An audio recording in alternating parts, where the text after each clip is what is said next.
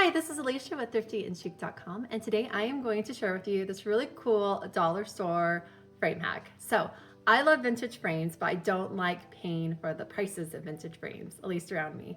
I can't find them for cheap. They're always between $15 to $30. And so I decided to go to the dollar store and I found all of these frames at the dollar store. They come in different sizes and different styles. And so I grabbed about 7 or so of them and got to crafting to create my own vintage inspired frames. So here's a little peek at what some of these frames turned out to be, and I will be sharing them with you on how to make them, kind of using this really cool technique. I like to call it a hack because it's a little bit off the wall, I guess.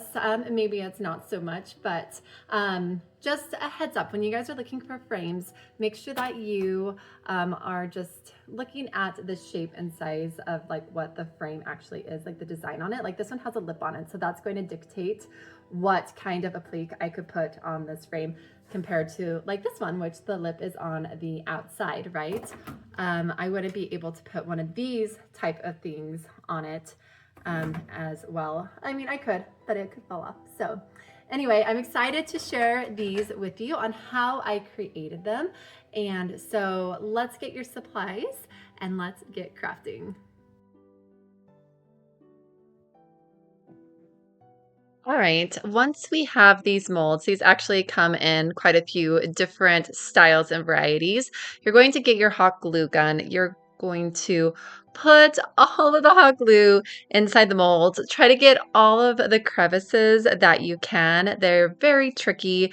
They have all those little tiny shoot offs and whatnot. So make sure you go back and kind of retrace your steps, especially once the glue has settled a little bit, and put a little bit more glue in there. Try to be really good at keeping the glue inside the mold itself and not to have it overflow.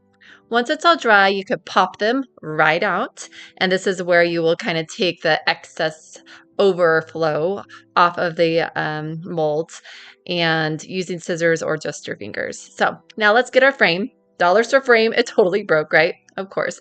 So take off all the stuff and just leave the frame. You don't want to ruin the glass. And we are first going to put the appliques and kind of figure out where we want these to go on the frame. So this is kind of an important part. You may have already had an idea before this part, but I did not. So I was playing around with some of them. I went into really Baroque style with this. And so I got the scrolls and those two like V-shaped type pieces. And then I hot glued them on into place. So I'm going to kind of skip over all the hot gluing at this point. Just know they're all hot glued. This is the last piece that we have to hot glue. So once it's on, next step is to paint. So I am going to use black acrylic craft paint. This is a very important step in order to get the look at the end. If you skip this step and just go straight for the next step, you won't quite get the desired look of that like antiquing. So go over the whole entire thing with the black paint.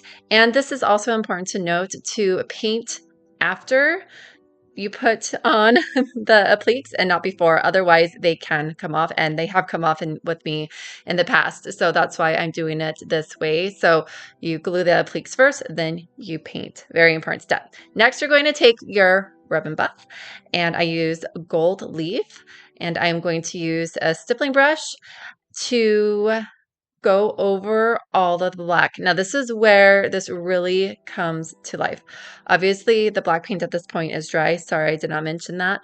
But you could see right now how all of the details are showing. And this is in help by the black paint. That's why I was saying do not skip this step. The black paint is very important. This brush gives you a really good type of character and texture. And it also helps to get into a lot of those crevices. So here is the after. I'm making sure that I'm covering all the areas that I want to cover. And it turned out just so beautiful. I love how this technique worked. Who would have thought hot glue and a dollar store frame would turn out to look so pretty, right? So now here they are in the rest of my house. Some other ideas to give you of what I did using the same mold set and some dollar store frames.